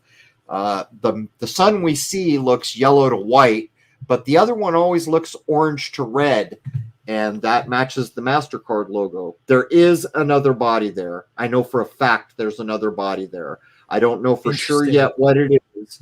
But in the film Shoot the Moon, that's available to members on Crrow777 radio, I put the initial footage in that movie that I shot of the sun we don't see, shot through a hydrogen alpha solar telescope. By the way, in the movie 2010, they don't tell you what the name of that second sun is, but in the book, they do give it a name. That name is Lucifer. So this stuff just never Lucifer. ends. Yep, The morning star, the light bearer, the light bringer. That one, yeah. By the way, light have bringer. you seen Yeah. from David Bowie's last album, since you have a fascination with the Black Star, have you seen Dark Star? Yeah. the video he did? So those people pitching for the other team, I think they know a little more than most of us do. Yeah. Again, I point to the Aryan understanding, the ancient Aryans, which preceded the Vedics, and they had an idea of a dark sun.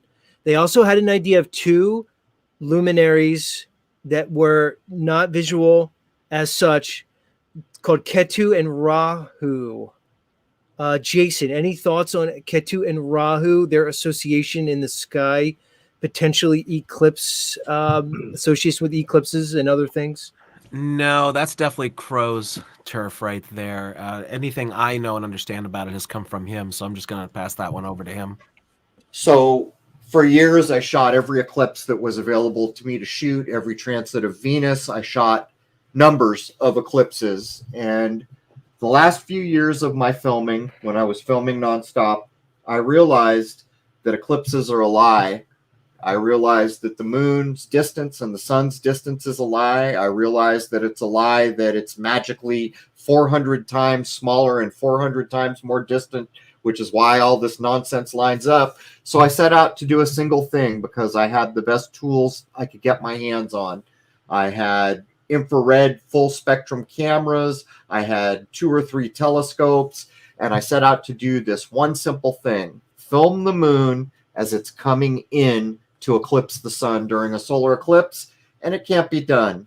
When I got to Rhode Island, the last eclipse I filmed was the first full solar eclipse in this country in a long time. It must have been August 2017, I think. And I set out to put my proof on the table, and I made the statement that the moon plays no role in eclipsing the sun during a solar eclipse. It is, in fact, the nodes, as we call them, or Ketu and Rahu, actually Rahu, the head of the so-called dragon, which is why so many ancient cultures always depicted a dragon swallowing the sun. That symbolism is there, but the moon does not eclipse the sun. And another thing I proved as well, the sun is what's called a what's the word? A universal light? Is that the right word, Jason? I can't remember. I think it's universal. I don't know if that's the right word, but the sun is a particular kind of light. And I learned a lot about lights when I was a roadie. As an example, if you take a spotlight, that's a different kind of light than the universal light that the sun is. If you put a spotlight on a person, they cast a shadow on the wall, then you move the person, the size of their shadow changes. If you move the spotlight, the size of the shadow changes. That is not true of the sun. Like, how many times have you seen an airplane shadow, right? It's the size of the airplane up there. So what an eclipse proves to us is that whatever that object is, I say it's Rahu eclipsing the sun, it's 73 miles, roughly 73 miles across. So an object that is roughly 70 something miles, or at that time it was 70 something miles, was the size of the object that eclipsed the sun. And that's also a fact. So the point you're making is the portion of total solar eclipse, it covers a geography of 70 miles in diameter. The size of that shadow is the size of the object. Right, which means that if the moon is, let's say, 4,000 miles in diameter, like they say, how could it only cast a 70-mile shadow? It's impossible, because it's not going to cast a shadow that's smaller than the object. Right. And I actually would agree with, Go ahead. Well, I would agree with you that if the moon is what is eclipsing the sun during a solar eclipse, why don't you see the moon as it's coming into view? You don't. You can't. You just see something eclipsing. They tell a lie to try to cover up their nonsense. They say there's this one special kind of eclipse where you can actually see the moon. As a matter of fact, they created fake videos where they inserted the moon into the video. As I was disproving this over all those years, I saw a number of fake videos done at a very high level. But they claim there was this one certain eclipse when it's, I forget, 30% eclipse, or I don't know the numbers. But you can see the moon. Well, show me the evidence. There is no evidence. It's not true. And I'll tell you another thing. A new moon is see-through. That's another prediction I've made. That's a difficult one to prove, but I'm confident that it will get proved it someday. And we're about to have another solar eclipse this spring. And here's the interesting part. There's a comet. And anytime there's a comet, you should pay attention, because comets are a big deal. Comets are not good news. They have never been good news. They've never been considered good news. But they are claiming that there is a comet that was named, I think, in the 1800s, that they decided to call the Devil's Comet in a news cycle, will be close to the sun during this full solar eclipse. If that is true, what they're telling us, that means that when the eclipse happens, you should be able to visibly see a comet in the daytime. And by the way, the fact that they're calling it the Devil's Comet is an interesting reason to pay attention, because clearly their lips are moving, so they're lying about something. Just a few things before we move on to the next question is, in an effort to, you can debunk the lunar eclipse, which basically claims it's Earth's shadow on the moon, by a phenomenon called a selenalian eclipse, where you have both the moon and the sun above, visible in the sky on the horizon. Also, the angle at which, for a lunar eclipse, the angle where the Earth's shadow supposedly comes in does not match up with the model. It's completely inverted. I would agree with you that eclipses are not as presented through their model. And one last thing while we're on this topic is the size and the distance of any luminary in the sky. People must remember was based on its a quote ingenious assumption regarding the diameter of Venus. They assumed Venus is the same diameter as Earth based on the angular size of the Venus transit across the sun and Kepler's AU scaling for heliocentric orbits. They derived all the distances and sizes that magically happened to match when they sent probes up there. The whole story doesn't match. It doesn't hold up to scrutiny. I want to move on to the next Don't they use question. redshift? I think they use redshift too. Charles Fort takes that all apart. It's basically it's an electromagnetic Doppler, the redshift blue shift about moving luminaries, which is basically a Doppler effect. But I would agree that could be easily debunked or explained in other ways, which is no proof at all. What is a Danny Wilton? Say that again. What is Danny Wilton? Someone's asking me if am I Danny Wilton? I thought I said, are you a Danny Wilton?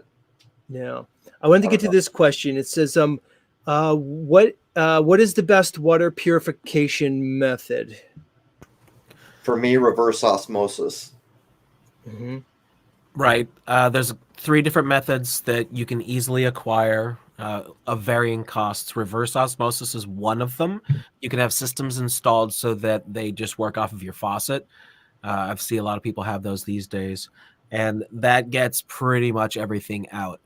The second way you can do it is through a distiller, which is not the same process as a reverse osmosis system, but it delivers about the same effect. You can get those these days for about $150 on Amazon. We have one. We use it with our Brown's gas machine from George. And Rose prefers to drink the distilled water. Distilled water is about as pure as you can get it without having giant mechanisms. The third way is a gravity filter, which we also own. We use an Alexa Pure. There's 3 main brands of gravity filters. They all do pretty much the same thing, as long as you get the one that has the fluoride filter as well as the regular filter. The 3 main brands are Berkey, Pro Pure, and Alexa Pure. They all look about the same and they all do about the same thing, as long as like I said, you got to get the fluoride filter because sometimes there's fluoride in the water and you may not even know it because they don't like to disclose that kind of crap. Sometimes you have to confront them to get them to admit that. With the gravity filters, you just pour it in and it just trickles through the filters. And it's basically carbon. It's basically a carbon filter at that point. Yeah, but these ones, like the 3 brands I mentioned, they are a carbon filter, but they're a multi-layered filter so that they get most of the stuff out. The big difference between the gravity filters and the other ones are there's trace minerals left over at the end of the day once it's all done doing its thing, and I prefer the taste of that. I don't like the taste of flat water or distilled water. Right. Coffee to me tastes better when I make it with. I've done it with both, and like I just like it's just a personal thing. But we've discussed this. We just asked this question, Dr. Group, in fact, the other day. He said, drink distilled water every day. You're perfectly fine doing that. I like distilled. I feel refreshed when I drink distilled. It's one of my favorite types of water to drink.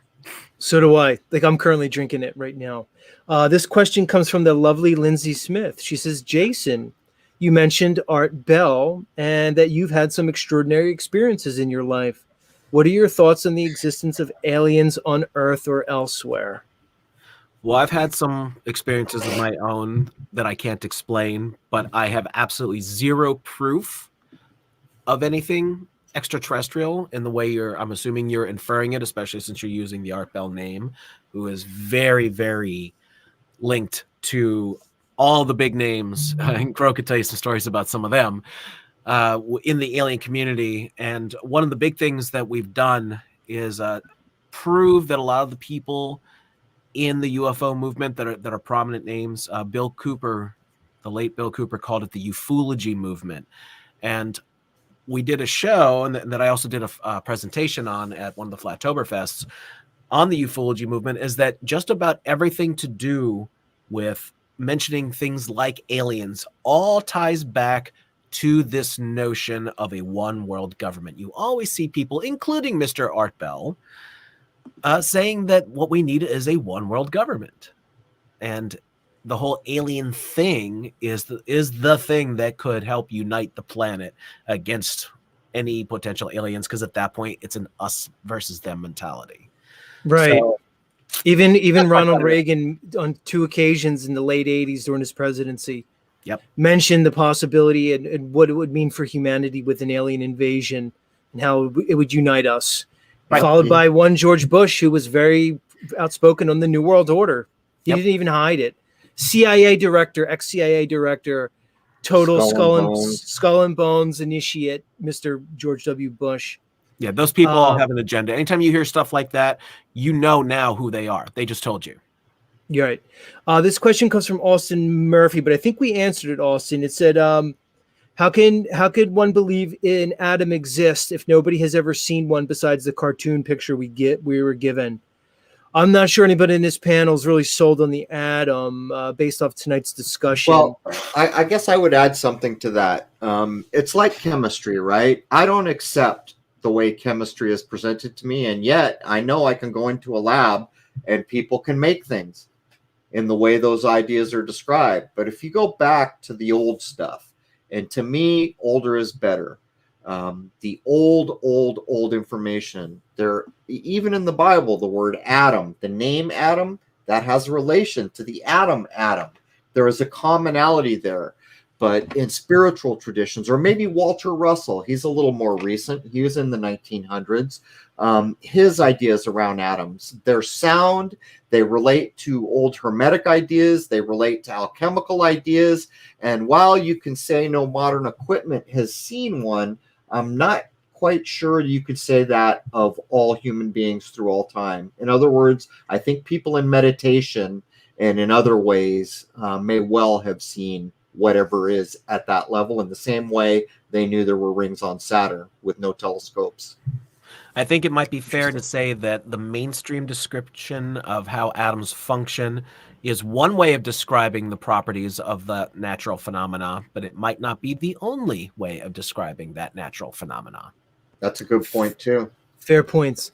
Mr. London McLovin asks, what's your thoughts on Mars and its true location? Some people think Mars is maybe another dimensionality, a different. I see. Yeah, another place on this Earth, or is it a place in the sky that we can go to? Go ahead. No, I don't think we can go there. Well, in meditation, maybe we could, or as a very highly realized spiritual person, or an out of body, a person with that kind of ability. You know what I'm getting at? All mind, in other words, no physicality.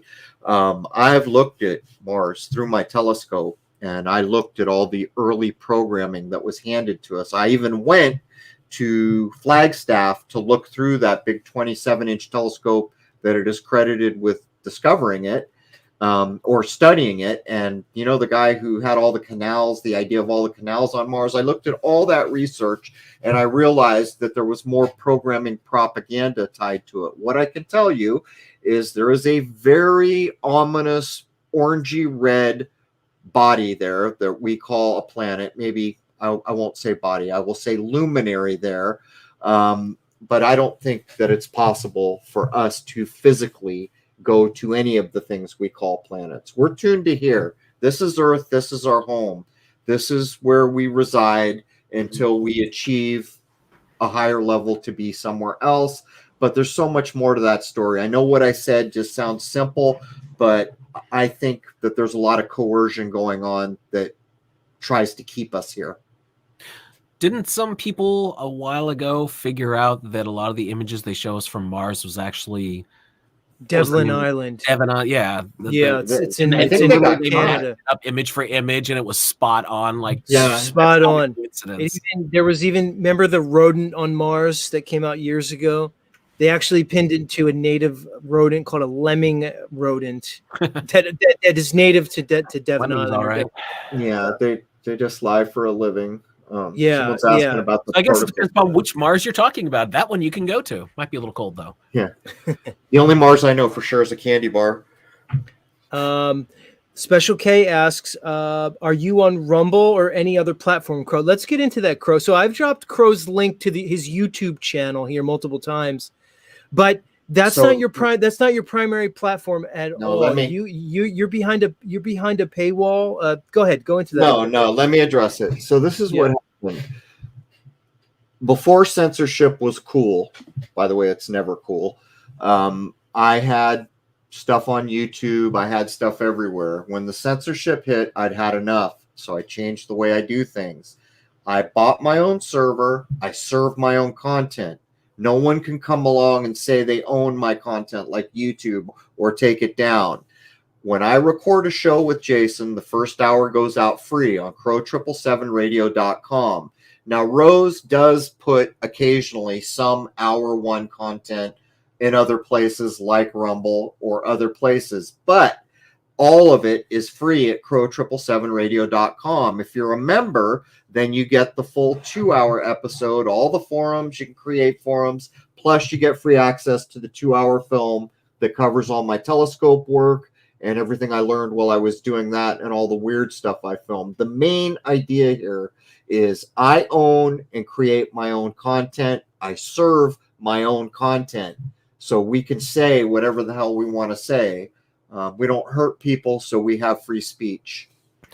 By the way, if you're interested in a lot of the footage the Crow shot, it's just about all in Shoot the Moon, and I did what I could to upscale those and make them as crisp and clear without making it look like digital artifacty.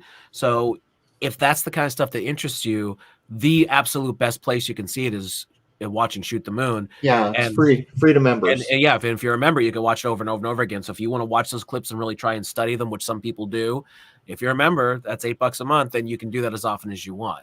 And you need to watch it on a big screen TV. Like if you have a friend that like I did the first time, and I was like, like we went to show the movie in New York. Jason talked me into going to New York, and they had like a 12-foot screen, and I noticed things that I had never seen before. There's a clip in there called The Vortex, which was invisible to the naked eye, but it was filmed with a full spectrum camera. It's like this weird tornado, like a ship or something leaves behind. While we were on the 12-foot screen, I saw a little dot moving away from it that I never noticed before. But if you do become a member and you come to watch the film for free, try to check it out on a big screen. It's a good film. That's my screen, by the way. I own that, and we used my HD projector. That's why it looks so damn good. I'm trying to look for other questions here before we let you guys go.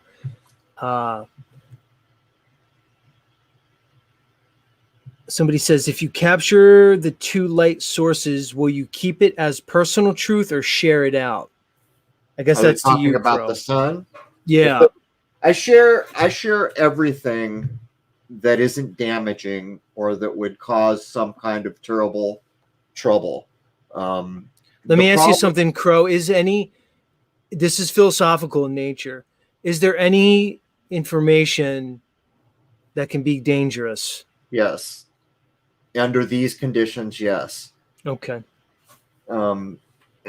You've got to realize that this whole social media thing is no different than the world we're all waking up to. It wasn't put here so that we could all share information. It was put here so they could control information. The most valuable thing in this world is not money. It is not gold. The most valuable thing in this world to the people who run this joint, by far and away, the most valuable thing is data. And there is nothing in this world that is even close to the value of that data. That is a fact. You can argue it all you want.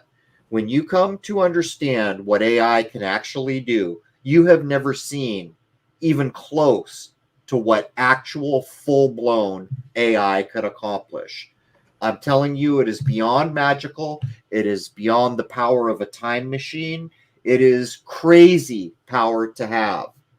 And so all these platforms started to remove and censor my content, and they began openly doing it in 2017. So what I have done is created a business model where we get a few dollars for a month. It's $8, But what we are able to do is create and serve to everybody our own content. No YouTube, no Facebook, no Twitter, no one telling me you can't say that word, you can't talk about that thing.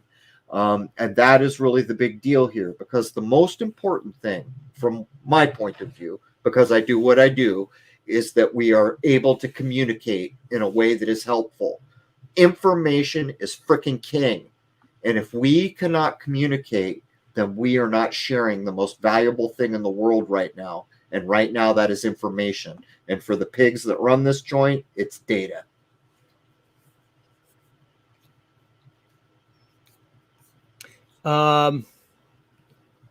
Somebody's mad at me because I didn't ask their question. Rocky Shep, I think he asked your telescope.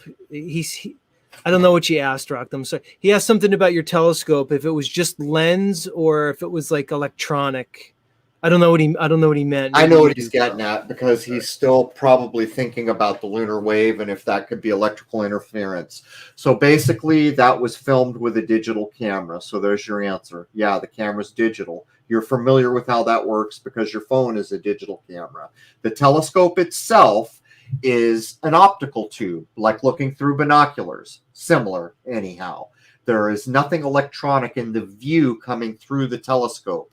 The only electronics on the telescope steer it so that it tracks through the sky. Nothing to do with the visual. The visual, my telescope could be described as a light bucket, right? It's a bucket collecting light, physically collecting light. So there is no electronic collection of the light until it gets to the camera. Then the CCD chip collects the light. And the way it works is actually very simple. You remove the eyepiece that you would normally look through at whatever celestial body you're examining. And instead, there's a little adapter. You can screw it onto the camera, to the digital camera, the DSLR. And instead of the light hitting your eye, that light is now going into that digital sensor. It's that simple. Nice. And just for the listeners, I've been posting the link to the Crrow777 YouTube channel. But when you go to the channel, you could find all the links to crrow777.com and et cetera, et cetera. Okay, so the link is in here plenty of times. I just posted it. From there, you can link all his other things. But he just said it's crrow777.com. It's very easy, guys. Crrow777radio.com. The YouTube channel is Crrow777, CRROW777. But if you go to the channel, from the point they began to delete all my content and lock me out, they actually deleted I had a couple 100,000 subs. They deleted that channel. And then they put it back 3 weeks later. But the point I'm making, all the oldest clips are all the telescope stuff that I left there. But again, I will never post valuable footage to YouTube again because they can suck it. They don't own my work. They have nothing to say about the things that I create, which is why it will be served off my server. All right, I want to ask this one. It says, what do you pose in regards to Lenz's law, a violation of conservation of energy? That's a new term for me, Lenz's law. Are either of you gentlemen familiar with that term? I mean, I would have to look it up to speak intelligently. I guess I kind of know where he's going with the conservation of energy. These ideas that hold up for long periods of time, and anything that is legitimately called a law. I mean, there's a reason a thing's called a law, right? Right. A law is supposed to not be broken. But you hear things like the law of gravity. Sorry, Charlie, there is no law of gravity. That is BS. But if you have a thing called a law, and it is accurately, rightly being called a law, that means something. So I would probably not contest that. Yeah. Okay, so this is actually pretty simple. It's a straightforward concept in electronics. Lenz's law states that the direction of the electric current induced in a conductor by a changing magnetic field is such that the magnetic field created by the induced current opposes changes in the initial magnetic field. And if I'm understanding what he's getting at correctly, it's just, do you accept that this is the way that normal electronics work? I have a Interesting. problem with the way electricity is described because I've had so So many do I. Because family members that are electricians that tell you flat out they don't know how electricity works. right, they tell you it's electrons being passed along, Yep. basically, and that's the current. But I see it more as almost plasmatic in a way. And again, we can go back to the ether thing, but that's a whole nother conversation. I just saw an engineer trying to demonstrate that the electricity is not even going down the wire. I just watched an engineer doing tests to try to demonstrate that the electricity is not even in the wire. So, but I Crow, don't accept. your neurons work the same way. People, neurons are similar. It's chemical electrical energy, and that's how that's how your neuronal system works, your peripheral and central nervous system. But it's actually the fatty myelin sheath on the outside that conducts the electricity on the outside of the neurons. But that's a whole nother topic. All right, gentlemen, it's been a pleasure for all of us. Certainly for me. Great conversation. I mean, I don't even know. I'm going to have to listen to this a couple times. Crrow777radio.com. Crrow777radio.com. It's not hard to find them. I posted the link to the YouTube channel, which has that link from there. It's not hard to find these gentlemen. Icons at this point. Crow, what's it like being you, Crow? I know your face isn't out there, but your voice is pretty, your voice is pretty known. It's pretty unique. Do you get recognized, Crow? In life? I did. Since I've been on the East Coast, I live in a pretty rural place away from things, so I don't really go to the cities a lot anymore. And I'm pretty private because I'm not down with what's being done with technology. I'm not down with smartphones. I'm not down with AI. I'm not down with people taking my image and doing whatever they want with it. But what I am down with is doing what I can to try to help my brothers and sisters in this world rise above what's been going on during my lifetime. We've been treated like slaves. We've been slaved out hard, and now it's time for that to change. So, everyone listening, I hope to see you as a member over at Crrow777radio.com. By the way, for what, Jason? Probably close to 10 years, people have been waiting for me to post telescope footage again, and that's probably going to come in the form of very high-end solar video where I try to prove that, in fact, there is a second sun. But as I'm trying to figure out a way to do that, I intend to produce some of the most high-end solar footage that is possible for an amateur to produce. I've seen clips of what some of that stuff looks like, and it's absolutely incredibly interesting. Crow, the sun, fusion gas ball, electromagnetic, something else? Your thoughts? Electromagnetic. Jason, any thoughts on that? And alive, by the way. Yeah, I'm really big on the concept that electricity and frequency is everything in whatever our universe truly is. The universe works off of frequency when you break it down to its basic concept. Yeah, I could agree with that. All right, gentlemen, I'm going to let you go. We're going to take a short break, a short musical interlude, and we'll be back with more Z Show. We'll do the open panel. So if you'd like to come up and lend your voice to today's show, you are certainly welcome. I'm going to just take a quick break here with some music. It's been great, guys. Any closing thoughts for the audience? I would just say there's a new era. It's not coming. It's here. It's now. It's happening. We are walking through the threshold. And the most important thing that I could say to anybody is that up to this point, the main tool of the people running this place has been fear. It's time to shed your fear and to treat each other with respect, all living things with respect. This division and fear needs to stop now, and we need to take back a respectable world, which we lost a long time ago.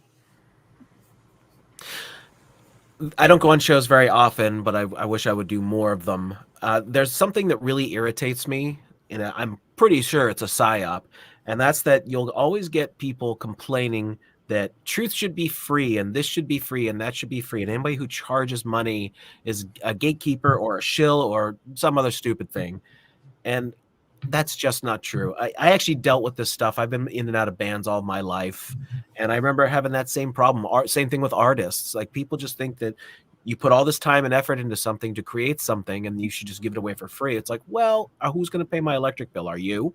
Tell them what it costs just for us to send the emails out to tell all our members there's a new. Yeah, it's hundreds of dollars. We have to freaking pay hundreds of dollars just to send you a bloody email, just for an email. And that doesn't even start to. We're serving our own content. All that bandwidth, it's on us.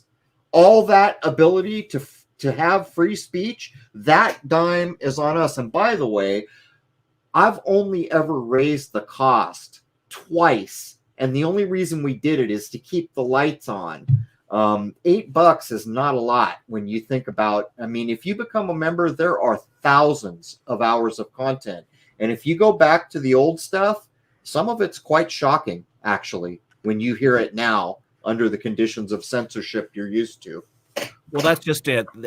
You know, and I'm not trying to make this sound like a pitch to, hey, give us money, but the fact that we can do shows to the quality level that we try to every week is because we do pony up for a private server. It's ours. No one can mess with us. I used to say anything I wanted on YouTube like 8 years ago, and now all of a sudden you can't say anything anymore. I still to this day have videos from my old Secrets of Saturn channel being removed. I get emails, oh, we removed this because you suck. You said something offensive or whatever nonsense they come up with. That doesn't happen on Crrow777. They've pulled hundreds of emails down on my channel. It's gotten so bad, they don't even notify me when they pull that content down. And when people made claims on the lunar wave and other things, I have notices from back in the day where they actually had in print that they have control of any content that is on their platform. So it's a big deal to have your own server and to conduct yourself in a respectable way and keep free speech alive. Because right now, the black hearts running this joint, the only thing they want is your data. That is the only thing they care about you, is that data. For us, the most valuable thing we can offer one another is valuable information so that we can stand the hell up and walk like adult human beings. And we absolutely do appreciate those who support us, because that's what's keeping us going month to month. The fact that we can put in the time and effort to do this show to the level that we do it is because people will support us, will subscribe. So thank you for all the time and effort to everyone. Much love. Crrow777radio.com, Crrow777radio.com. Find them there. Gentlemen, it's been my immense pleasure. Thank you so much. Cheers, my friend. Much love.